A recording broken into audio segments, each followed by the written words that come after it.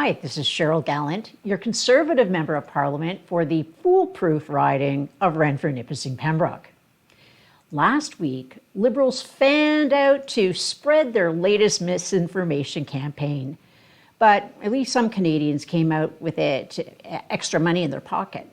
Canadians who were eligible for the GST rebate in 2021 should have received a top-up to their rebate last week.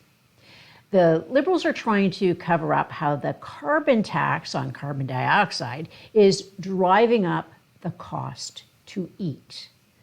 This promotion is a one-time enhanced GST rebate, but they called it a grocery rebate despite the fact that GST is not applied to most groceries. Every legacy media outlet went along with the Liberal propaganda because they're paid to.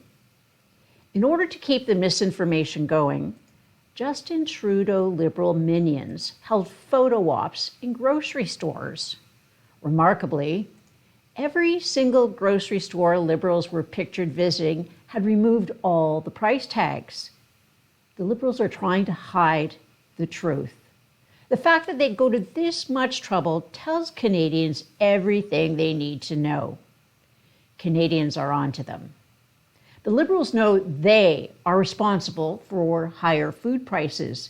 They know the carbon tax is the major cause of food inflation, and they want to cover it up. That's what is really upsetting, and what is truly pathetic is how pointless it was to remove the prices. The average Canadian visits a grocery store more than 5 times a month. Canadians know exactly how much more they're paying for the food they buy.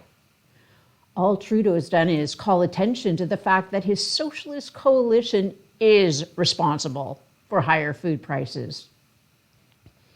As the daughter of Dutch immigrants, I owe my existence to the heroic Canadians who liberated Holland. Many of those brave Canadians never came home. They rest in Canadian cemeteries across Europe. So when Justin Trudeau invokes their legacy and compares it to his tiff with Facebook, I take it personally. Sadly, the legacy media are the ones who pushed for this self-serving fight, so the media won't call on the Prime Minister to apologize to the remaining World War II veterans. While Trudeau loves to apologize, the veterans are mostly elderly men of European ancestry who fought for freedom. Because they don't check the right demographic box, Trudeau can wrap himself in their valor, and the media will stay silent and subservient. This was all part of the Liberals' announcement that the federal government would be halting advertising on Facebook. It's important to stress this is only the government. The Liberal Party will continue running ads on Facebook, which should tell you everything you need to know about the hypocrisy of Justin Trudeau. Contrary to popular media myths, Canadian political parties are not drowning in cash. The Liberal Party must use its donor dollars in the most efficient manner possible to help them with the next election, which means advertising on Facebook. The federal government, controlled by the Liberals, does not care about using your money efficiently.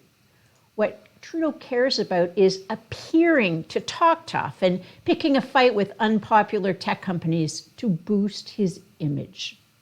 Justin Trudeau says if you don't support his censorship law, then you're on the side of the big tech companies. This is typical of the divisive politics Trudeau pursues. Justin Trudeau wants big foreign tech companies to give millions of dollars to Canada's big telecom companies and foreign hedge funds that close local newspapers. Just like his online streaming censorship bill, Trudeau's goal is to redistribute money from American billionaires to Canadian billionaires, while average Canadians lose out on foreign streaming and access to uncensored news. The Trudeau Liberals are bringing in new regulations for natural health products. These new regulations have nothing to do with safety. This is about governments acting as gatekeepers for big pharma. Was this part of the deal cooked between the big pharma and NDP Liberal Socialist Coalition to pass the pharmacare plan? Under the Liberals, Canadians will lose access to health supplements. The health supplements they choose to use due to even more of Trudeau's red tape. The push is now on to decriminalize illicit drugs, so big pharma can cash in instead of the unregulated cartels. We've seen how well big pharma's harm reduction for people suffering from addiction is going. Now even tweens can afford to buy a hit from the clients of methadone clinics. Instead of making self-serving deals with big pharma, conservatives will sue the pharmaceutical companies who created the opioid crisis. Conservatives will ensure Canadians' access to safe supplements is protected. Last week, there was another blockbuster story from reporter Sam Cooper. The story adds to the mountain of evidence that the Trudeau Liberals ignored warnings about communist interference in Canada. According to the report, the Liberals were warned about Operation Fox Hunt. Operation Fox Hunt is the Communist Party's designation for their overseas secret police station activities and efforts to kidnap targets and drag them back to China. In 2015, the government learned that the communists who control China were engaged in covert activities to kidnap Chinese nationals overseas and return them to China. In the last month of the Harper government, we issued a formal diplomatic rebuke to China. Then the election happened. When Trudeau took over, the issue was raised by Canada in 2016, but China ignored us. In November of 2017, the government learned that 2 communist police officers had applied for tourist visas when, in fact, it was part of Operation Fox Hunt. The Global Affairs Department advised the Prime Minister's Department that Canada should issue another formal diplomatic rebuke. It never happened. By March of 2018, CSIS was sounding the red alert.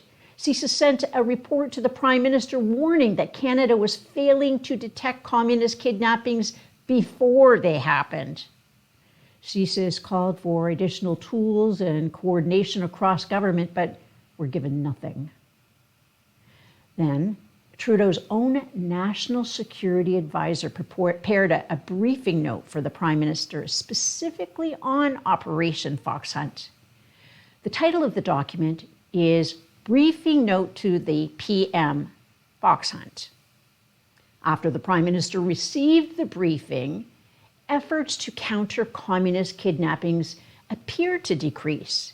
No further action was taken until news reports came out about secret communist police stations last year. Everything I've just told you is actually outlined in a top secret document from 2019. The secret report was prepared by the National Security and Intelligence Committee of Parliamentarians, commonly referred to as NSICOP. As Conservatives, we oppose the creation of this secret committee because it's effectively controlled by Trudeau. Before an NSICOP report is released to the public, Trudeau gets to go through it and redact any information he doesn't want to get out. The committee itself is chaired by longtime Liberal David McGuinty, Dalton's brother. This means that the Liberal MPs like David McGuinty were hitting the alarm button in 2019, and Trudeau ignored them. He's more interested in finding the leak than stopping the kidnappings. Now Trudeau is lying about Conservatives holding up a public inquiry into the communists' interference. Trudeau is the Prime Minister. Only the Prime Minister has the power to call a public inquiry. Trudeau is desperate to avoid a public inquiry. A public inquiry will reveal to Canadians what Liberal MPs have been saying privately for years. When it comes to the communists who control China, Trudeau turns a blind eye. Why? Live from Ottawa, this is Cheryl Gallant.